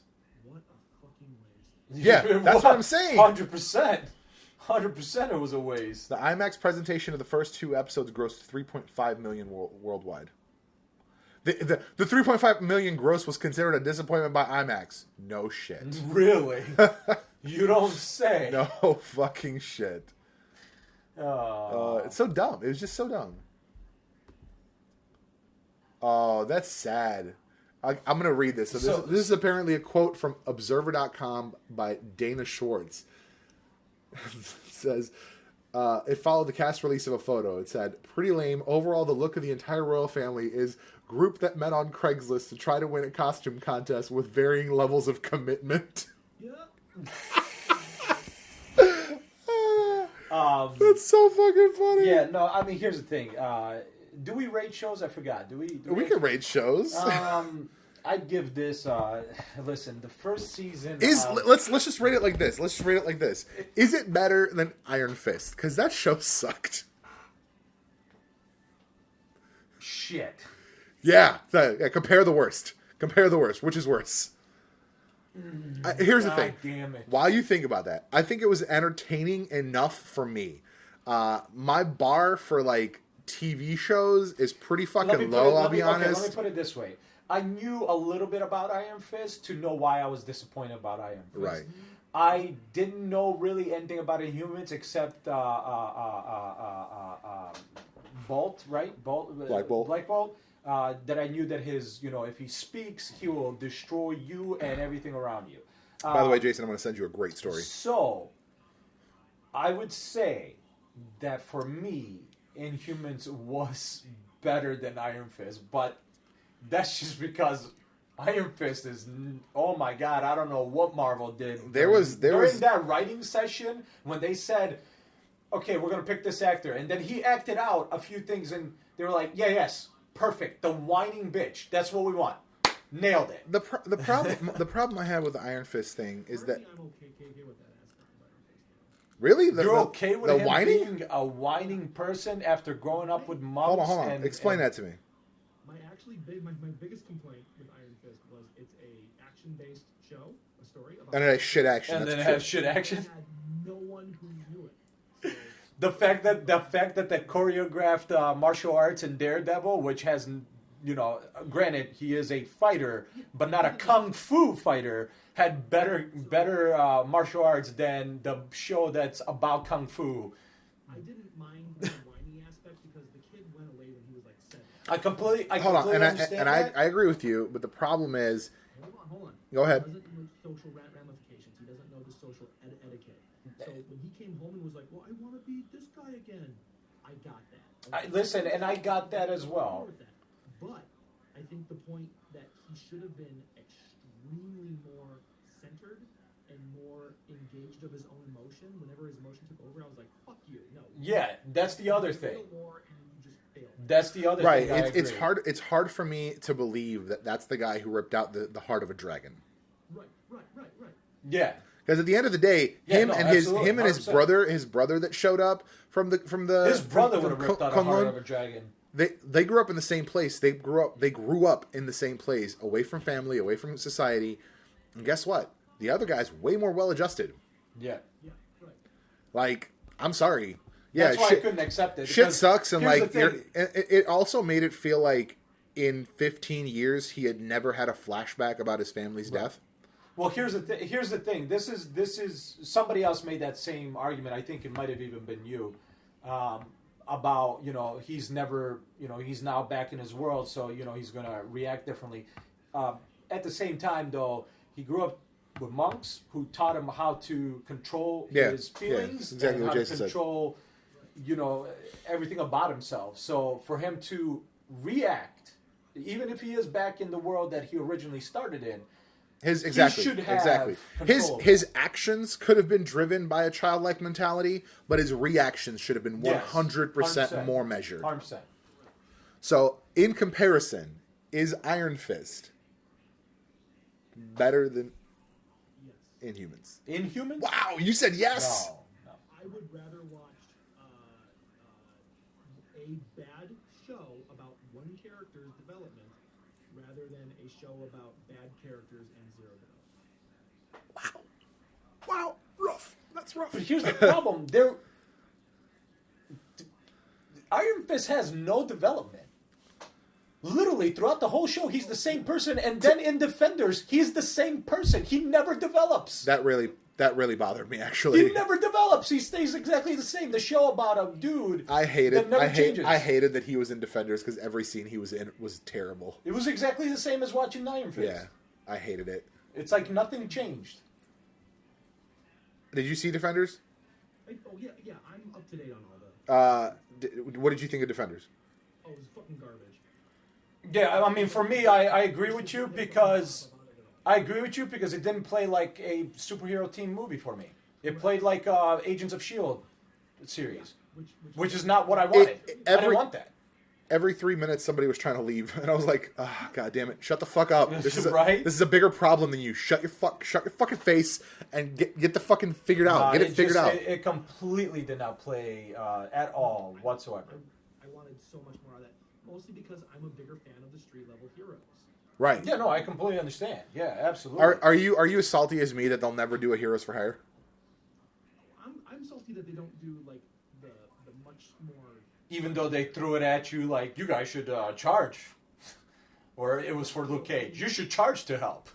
I like the nod there, but like I want stories like Mary Jane loves Spider-Man. Yeah, I got you. I'm sorry, Spider-Man loves Mary Jane. Yeah. I would love more totally different genres. And I think they're doing the right thing when they're bringing in the New Mutants. Yes, I agree with you 100%. When they're doing a horror film. Yes. That looks so fucking good. When I first saw the trailer, like I didn't even realize it was about mutants because Somebody said the original trailer. I don't remember them saying, "Do you know about mutants?" So when I was watching, I was like, "What the fuck is this?" And I'm like, I saw the title. I'm like, "New Mutants." Like, hold on, wait a minute. What? New Mutants? Like X-Men? New Mutants? And I started watching the trailer. I'm like, I thought this is not. I knew it was a trailer. This is not a comic book. I knew it was a trailer for the New Mutants movie, and I after it finished, it said New Mutants. I was like, maybe it's for a different movie called New Mutants. Right. So when I saw that, I was stoked because it's such a and here's the thing. That's my here's a tangent. So that's my biggest complaint about when people say, DC movies are nothing like Marvel movies. Good. Because if they were, it'd be fucking boring. I'd be watching the same shit from both companies, and I don't want that. So the fact that Fox was like, hey, we're going to make a horror movie out of a freaking comic book, I was like, thank God. Let's do something a little different, because all I've been watching is superheroes be superheroes. And that's why people really gravitated towards Winter Soldier, because it was meant to be a spy flick. Yeah, and that's the same reason that a lot of people gravitated towards Ant-Man, because it was meant to be a heist film. I feel like it didn't really deliver greatly on that. It definitely didn't. But it was meant to be that. I understand that, but it definitely didn't deliver on the heist part. Spider-Man was meant to be like a John Hughes type film. Again, it makes sense why people are gravitating more towards those, because they were meant to be more than just the film. They had another genre infused, and that's why I think what you're saying is right. I think we should have. I would like a Black Mirror style series of the Marvel Cinematic Universe, and give me just some one shots. Give me some. I like when they were doing the one shots with the first 2 seasons. You can absolutely get an opinion on the Amazing Spider-Man movies, Blaster. Give me just a minute. Is that going to be a whole tangent? When they were doing this is what happens when you do things live. The whole thing changes. Doesn't matter, right? The one when they were doing the one shots, the little like 10-minute things on the DVDs, I thought that was the coolest shit. Right. When you had fuck's his name, Coulson talking to the guy who turned out to be a fucking Hydra agent in the thing. They were just talking about like the shit that happened in Harlem. Not like let's talk about the Hulk. No, it was just like that was a fucked up situation. Like it was just this conversation, and I was like, this is fucking perfect. Right. Like that's the kind of shit that I like in comics. That's why I'm a big fan of the animated series on YouTube, How It Should Have Ended. Yeah. Because they have that they're just at a coffee shop talking shit. Yeah. Like, I mean, here's the thing. I would take one shots. I think the problem is and this is my biggest thing is, just because you want to release it doesn't mean you should do it now. You should really take your time and perfect this, so that way when somebody watches it. I think and here's the thing, I'm the least critical person in the world. I've never, anytime I walked out of a movie, I was like, that was fun, that was enjoyable, that was decent, that was good. I've never said I hated something. There was only 2 movies till this day that I will say are awful, and that's Blood Rain, because that is, oh my God, that's brain cells being lost. And then the new Fantastic Four, which I actually enjoyed the ones from the early 2000s. I know a lot of people are going to hate me for that. But I do. I enjoy them. I thought it was more Fantastic Four than what we got recently, which was nothing. It was a dude that could look at you and wipe you out of existence, and then a punch finishes him. Mm-hmm. And one more thing. Talk about Johnny Storm. Oh, this guy is a hot-headed person, loves adrenaline, but is scared of heights. What? My biggest. So Jason, did you ever watch that movie? I've seen them all. Yeah. So for me, my biggest pet peeve in that fucking film is they're having the conversation, they're flirting back and forth, Sue and Reed, and she's like, "Oh, I'm from Kosovo," and he's like, "Oh, okay, that's cool." Cool. And that's it. And I'm just like, that's it. Wait, I want way more information about that. Done. That's like, it. What the fuck do you mean she's from Kosovo? There's way more more backstory there. Here's the thing. So as I was saying, there's not a lot of movies I hate. So for me to critique things, and for me to say hey, hold off and do it right, that's all I'm asking. It doesn't have to be perfect, but at least make it to where even myself. Whoa! Well, there goes that. The mail's here. That's what happened. That's what happens when you're recording at the house. Right. So when I say something like, "Hey, slow down a little bit, do a little better job," from a person that doesn't critique that badly, where other people will say something's pure garbage, where I'm like, "What are you talking about? Have you seen Blood Rain?" So when I say pure garbage, the bar is pretty low. I have a bottom level, and you can't compare the two. So when I say something like, "Please slow down, try to get it a little bit better than what you did," that's all I'm asking. Just don't try to rush things. I think that's what ended up happening with Iron Fist is they were like, we're putting this out, and we're putting it out on this date, basically, or we're putting it out end of whatever, 2016, 2015, and they didn't have a actor till basically go time. Right. And then they picked him. And I have no problem. I have no problem with him. It was just if your main element is not selected and set right until essentially the first shoot day. Yeah, absolutely. There's problems there. There's a huge problem there. And pause. Yeah. Pause. Jason, real quick. So I don't know. I don't know if this is going to be a real quick answer, but real quick question. One of our watchers, Mind Blaster, asked, "What are your opinions on the Amazing Spider-Man movies?" Amazing Spider-Man movies. The first one? Yeah. All of them. Or both of them. Both. Okay. Well, I think the original films were fantastic. I think the Sam Raimi first 2 were. Sure. I didn't even mind 3, to be honest. Except for Venom. Right. 3 was just miserable. And 3 was the first movie I ever took my wife to. Oh. And she actually she had not seen 1 or 2 yet. Right. Oh, I am. Ooh, that is terrible. I said, Oof, "You're that's gonna rough. love this, it's amazing," and then she was out thinking every film Yeah, everything Right. everything you like is wrong. Right? You are not of the good mentals there. I put that on the pedestal first, but I think the first 2 did a lot. Like watching them now, I don't think they stand up. Right. Right, I agree. They did a lot for the superhero genre. Yeah, Absolutely. I mean, at that Sure, period, I sure, agree. sure, Yeah, sure. absolutely. But I think the Amazing Spider-Man, while I did not like Andrew Garfield the first time I watched it, Okay. I think the first one was really, he wasn't Peter Parker. Like, they tried to rehash it to try to make it more cool, more modern. Right. I think Right. They failed at it. The second Amazing Spider-Man, I think, was far stronger. Agreed. Part 1. I think Peter Parker was more Peter Parker. It felt more like the world we actually lived in. Right. I think nothing has touched it better than Homecoming. So I think it's progressively gotten better. And here's the thing, and we agree on this. So for me, first one was a good movie for me. Not great, not amazing, not anything like that. It was a good Spider-Man movie. I think he was more Spider-Man and Peter Parker in number 2, where he was shooting off the mouth, where while he was in action, he was throwing out jokes while his life was in danger. Like that was Spider-Man for me. That's how I've always seen Spider-Man. So I believe he was more in Amazing Spider-Man 2 than I've ever seen him right now on the screen. Although this new one I really liked. I liked the newest Spider-Man. The only thing I didn't care for Amazing Spider-Man 2 was the fact that they were like, oh, so I'm best friends with Harry Osborn. Harry Osborn doesn't like me. Oh, Harry Osborn wants to kill me. All in one movie. What?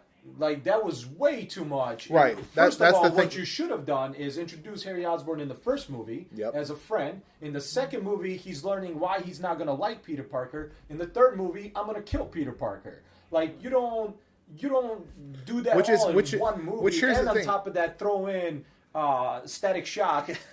Static Shock. Jeez. Electro. And here's the thing, and I was actually That's 100% okay with the way they did Rhino. I was actually okay with, like, oh, he was in there in the beginning, Spider-Man was fighting him real quick, Electro was the main villain, Electro got, even if he got, like, Rhino to come in to, like, help in a little bit, that would have been fine, but, like, to throw in Goblin on top of all that was plus insane. this, like, ridiculous, like, subplot of Oscorp is, like, working on ways to kill everyone. Right. It felt way overdone for that. That's why I think the original trilogy, the Sam Raimi trilogy, really worked the Harry Osborn arc perfectly. Yeah, no, they did that great. He was friends with him. In the second one, he was upset that he was not happy with him. He found he found out that he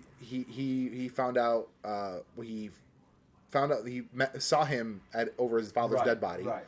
And then it was like, but then in the third one, while again it made sense progressively, like he would become Goblin. Right. It was kind of weird with the skateboard thing, whatever. Right. It made sense for him to become Goblin. It did not make sense that the butler apparently knew that he shouldn't be doing this for 2 years. He's watching him go down this, like he was Alfred. He was Alfred from Batman vs Superman. Yeah, he was. But he never said a fucking word. He never said a word. He was like, "Yo, I know you're fucking up, but like, I'm not gonna say shit until you've already attacked Spider-Man, cool, bro. But we're just gonna go with it." He was like, "You've already attacked Spider-Man. You've actually already injured yourself. Now you have a scarred face. Yeah. Now is the time where I'm going to tell you that he came in dead already. Spider-Man saved like your life, and like all this other shit." And I was like, "You son of a bitch, Butler." Yeah. Right? But no, I agree with you, Jason. I think in the second movie he's definitely more Peter Parker. I didn't have big problems. He said he's asking because he couldn't watch more than 5 minutes of both movies. That's kind of hard. Wow, that's rough, man. That's rough, man. That's rough. I'll say. And then that's the beauty of movies. Like everybody always says, they're subjective, and you have your own opinion about it. Right. And, that's crazy. You can do what you can do. I mean, here's the thing. Fun. I'll be honest. I did not like Electro as this like bumbling fool. I did not like, because you have to understand, to me, Electro is like, he's kind of a 2-bit thug that lucks into some powers. Yeah.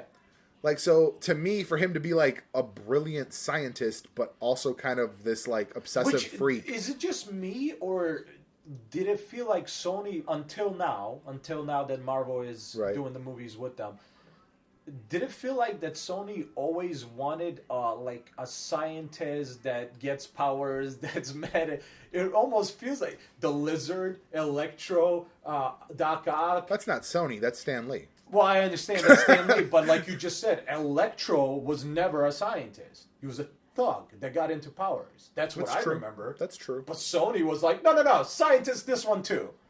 Like they were like, we're as good as Stan Lee any day of the week. And in all honesty, I wouldn't have been surprised, even though he looked like a thug.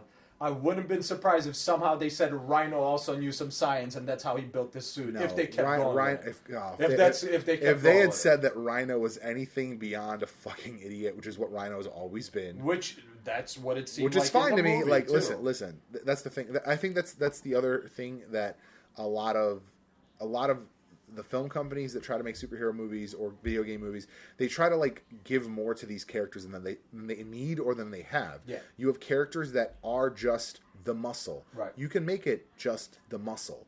It's fine. Yeah, no, they can just be an idiot who punches things. Absolutely. Like, leave him shut like, his mouth. I've been watching, like, for instance, in Justified, they have plenty of characters that are literally morons, but they're just morons, and like they can be muscle. There's not like a weird subtext. Oh, like they you're might so be stupid. I'm gonna make you think you're doing something for a job, but because you're so stupid, you're gonna believe that, and I'm doing something completely else. Like, all right, Big Smoke. Enjoy work. Don't let it get to you, man. Yeah. Don't let the criminals bring you down. Yeah, right.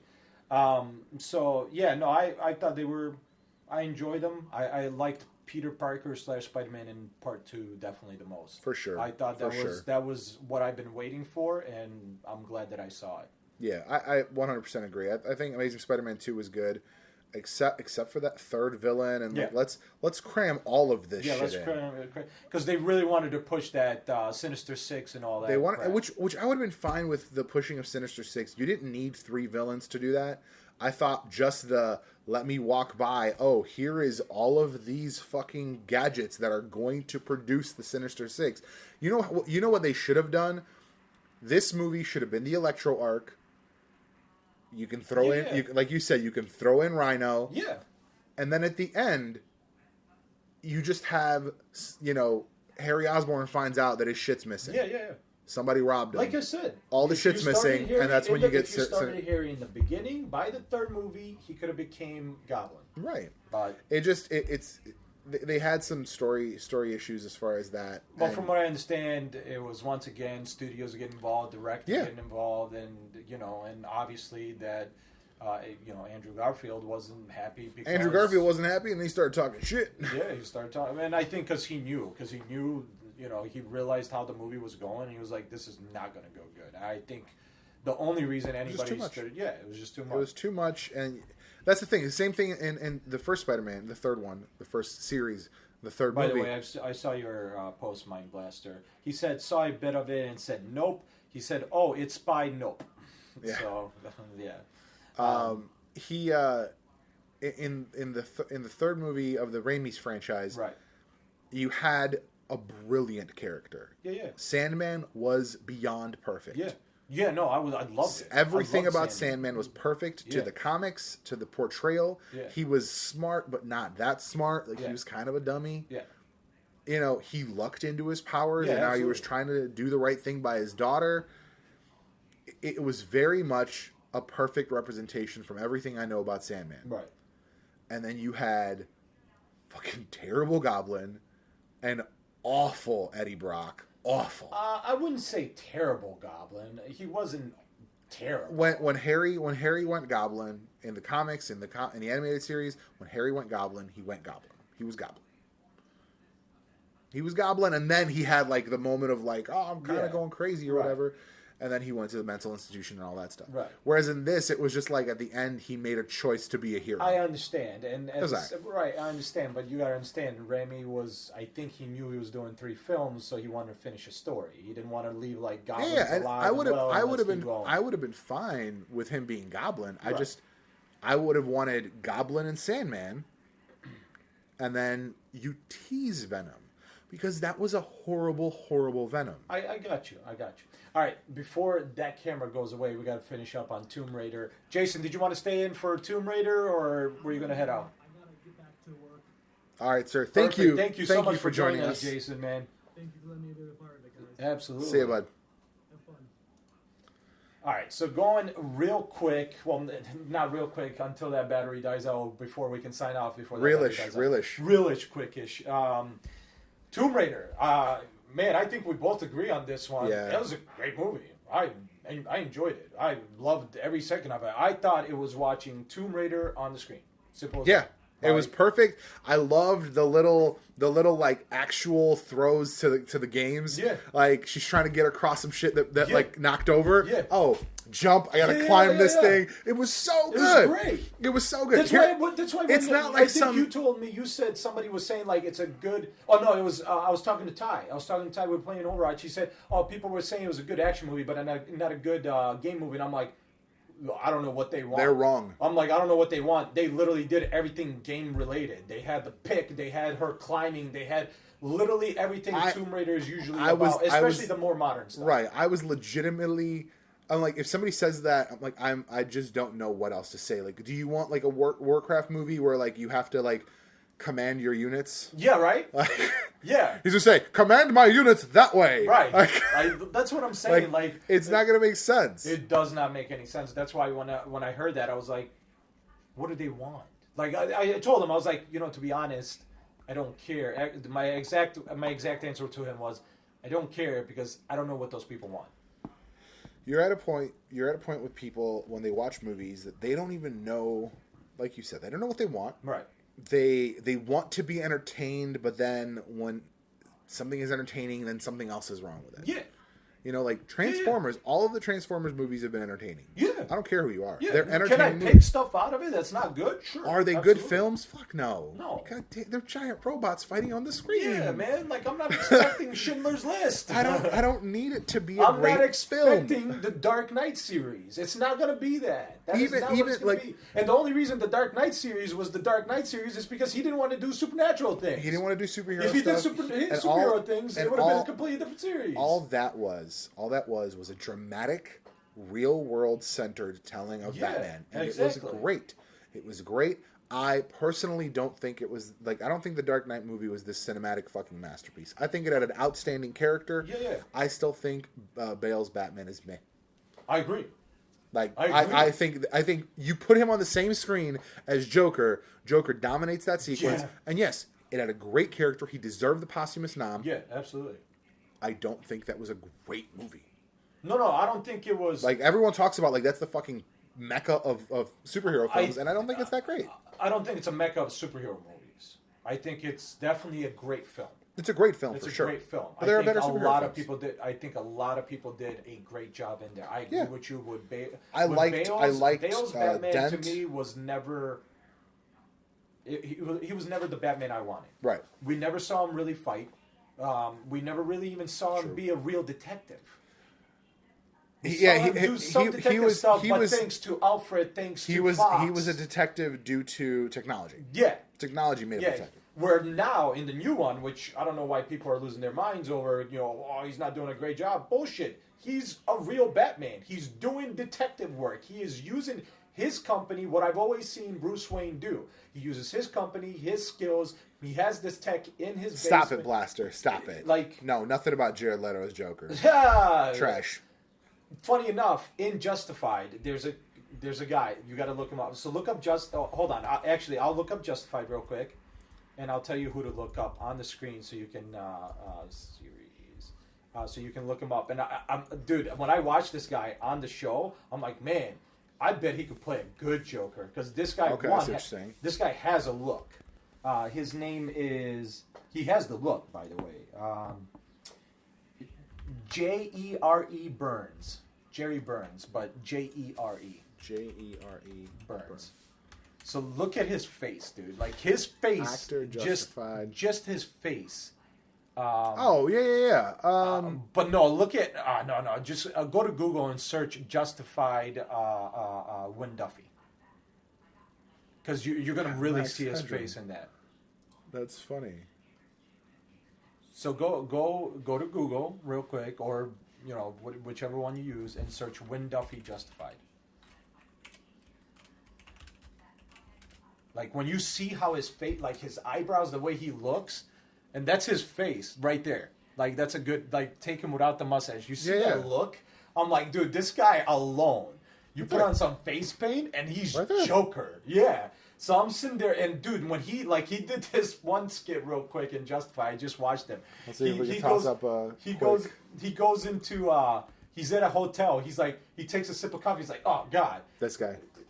Yeah, this guy. And he walks into, he's in his hotel, right? He takes a sip of coffee. He's like, oh. And he's talking to his henchman. And he goes up to he calls the front desk. And he's like, yeah, this is room, blah, blah, blah. I need a new mug of coffee. And I guess the front desk says, oh, how come? And he's like, how come? Oh, because it tastes like my asshole on a Sunday. And Wow. I'm like, yes, this is something Joker would like, something like not necessarily what's to that funny? extent, but that's how he would react. But you know what's funny? I actually think he'd be. I think he would be really good as Riddler. Maybe even Riddler, but more like this guy, dude. When he, oh God, he's so good. He's so good. But Jared Leto's he's a great Joker, actor. I forgot. We've done a podcast, I believe, on that movie, and we've said our piece about Jared Leto's Joker. Yeah, we've definitely said our piece. But yeah, about back that. to Tomb Raider, man. If we, I think here's the thing. When I watched the trailer, He was on Burn Notice. He was the main bad guy. Yeah. When I watched the trailers, for Tomb Raider, no joke, I was like, it might be fun. When the first teaser came out, I wasn't excited Not even about the it. trailer. I'll be very honest. I was not excited Not about it. even the It first didn't look real like trailer. a great The movie. teaser, I was like, I don't know. Right? Yeah, I wasn't Didn't excited. recognize her. I'm like, I have no idea. I'll tell you right now, the only reason I wanted to go see it is because it had a female lead. Yeah, and it was an absolutely. action flick. And I was like, Absolutely. I want to support this just because I want Yeah. more of this because I want him to be good. But then I saw the final trailer. I'm like, this is going to be a good movie. Then we went in, and I was like, this is a fucking great Tomb Raider movie. It's an Like, outstanding Tomb Raider I was movie. like, wow. I don't care what anybody says. She did a good job. It was done really The well. little corniness at the end with 2 guns, that was corny. It's hilarious, but that was a tag. But That wasn't the film. Yeah. That wasn't the film. That was just a fun little thing at the end. That was all that I'll was. take 2. And I was like, yes, That's he will. all You that absolutely was. But will. she does a good job playing that character. Her acting is really good in here. Everybody does a great job. I think the way they did the story, making you think one thing and it's another, they just did a great job. So it was very much like going in that it's not supernatural, Right. because like if you know Tomb Raider, you know that it's not supernatural, Right. But they did such a good job of showing you every little tiny reason 100%. why her dad thought it was. Yeah, absolutely. And like all the way to the end, Yeah. as soon as like she sprang up, Yeah. and I'm sorry, as soon as she like withered away, Yeah. I was like, virus. Yeah. And it's like, but until then, I'm sitting there like, yo, are they gonna do a supernatural Right, thing? like, you Because need like to. they did a really good job. Yeah, because they were like, this is 100% going to be that. And, so I liked it, man. I mean, honestly, I don't really have much to say. I think visually it was great. There was maybe some CG in there, but nothing that really threw me away from the movie. It was not boobs on an action movie. Yes, It was not boobs on it. Yeah, absolutely. Yes, exactly. It was not boobs on an action movie. Absolutely, 100%. She was very fit. Clearly, she took the role seriously because, God, was she fit. Yeah. Holy shit. Beat my ass. Yeah. And they explain everything. Like, your biggest pet peeve is, like, shit doesn't get explained, and you're like, what the hell? Like, Yeah, how's that possible? in you didn't throw in anything that might explain why that's possible. In Transformers 3, He's a guy who tinkers around in his fucking barn, yeah. and then all of a sudden he's a and he did fucking football. sharpshooter. And he did football. And then all of a sudden he's a fucking All of a sudden sharpshooter he's with alien weapons. And I was like, what the All of a fuck? sudden he's a Marine. Right. Like, so stuff like that. Like, I know that's a pet peeve of yours, and I'm like watching this movie, I was like, they did everything. They explained why she is the way she is. They explained why everything works the way it does. It was perfect. I absolutely thought this movie was as a action movie, as a video game movie, it was perfect. Yeah. I personally, I don't remember what I gave World of Warcraft, but I said this was better. This was better than World of Warcraft for me as a video game movie. Right. I would easily say I give this about, because I've given a lot of things an 8. I'm trying to kind of like compare. I would say a 7.5, maybe an 8. I gave it a solid. It's definitely better than World of Warcraft. So if anything, I'd give it a solid 8. I'd give it a solid 8. And I know there's things that people would be like, oh, those are way better than that. I agree. But just the sheer what this brought on the screen, this is an 8. I think I'm going to do the same thing I did with Justice League and Wonder Woman. I'm going to give this an 8. And I know just 5 minutes ago, well, 45, 45, an hour and a half ago, I gave Black Panther an 8. Right. The reason I think is going to be different. Yeah. The exact opposite of what Jason said. In Black Panther, there was not a ton of development. There was a ton of development. Where there was a ton of development. You had every little aspect and of it wasn't who just, she is and why she is the way she is. That's why I think he would enjoy this, because it wasn't, and there wasn't a lot of action either. But it's not. Here's the thing. There was. It was appropriate action. It was appropriate action. Yeah, it was appropriate action. It wasn't. Nothing was like badly paced either. It wasn't. The pacing was really good. The pacing was really good. There was very much like, I thought honestly. So when they got captured, I thought they were going to drag that out for another scene. So did I. And then it was like captured, yeah. Boom, run, and I was like, yo, what? Yeah, like it's time to go. It's time to fucking. Like it was done really, really well. Like I said, there was spots where I was expecting, like kind of. What other directors have done, what other writers have done, where you slow it down. You slow it down. You give it a pause. You take a breath. Take a breath. Yeah. But it wasn't even a breath. You got to like breathe in. You didn't even get to breathe out. It was like Yeah, it was time to go. I loved it. I honestly, for the type of movie it was, I would have applauded. I would, even though I'm not giving it a perfect score, for what it did, I would applaud this movie, 100%. Anybody can say otherwise. 100%. They did a great job. It was a good movie. Yeah, it was a really good movie. It was very entertaining. For you got to realize, I like her as the character. Yeah, I enjoyed the other two. I like her as an actress. I do too. Yeah, I mean, she's really good. Like when I pulled it up and I realized that she was from Ex Machina, I was like, yo, because I didn't realize it. It didn't like she didn't. I mean, obviously she didn't look like it, but even at the end when she like gets her skin or whatever, I was like, yo, like that's she had first of all that reinforced how well she did with that role. Yeah. And now this role, it was really well done. It was really well done. Watching the two, I was like, wow, that's not.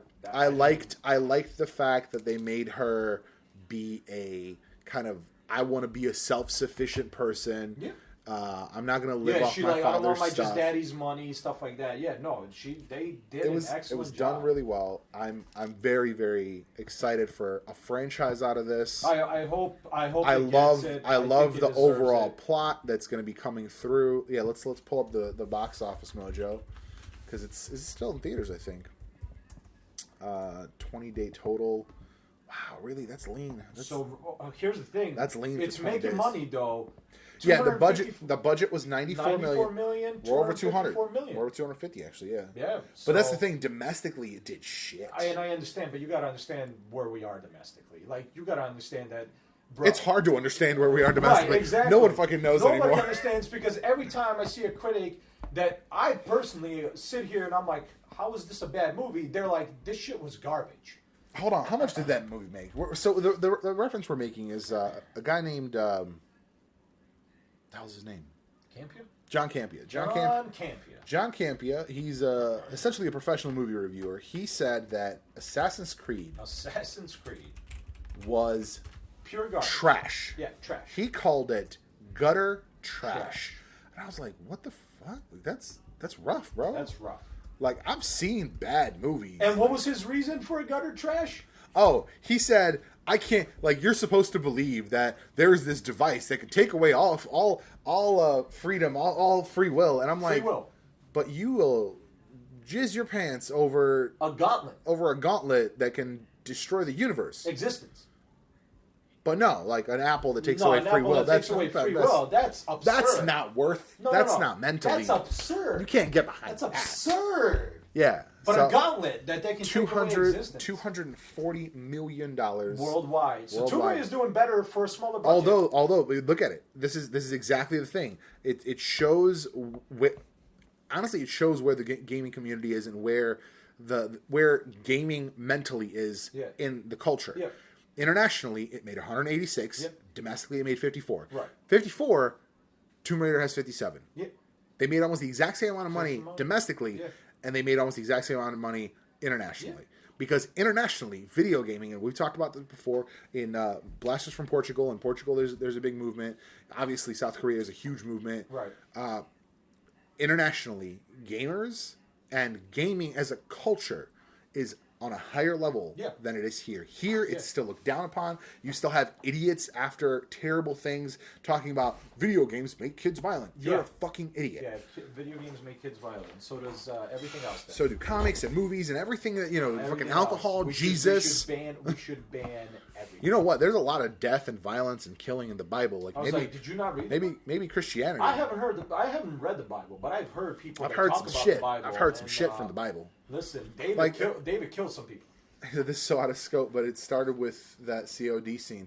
Yeah, the Call of Duty, like when Call of Duty became like the thing, and like even parents knew what Call of Duty was. Everyone was like, "Oh, like you're just walking around shooting people." Oh yeah, that's terrible. Just running around shooting people. And that's where you end up with you have these people that are.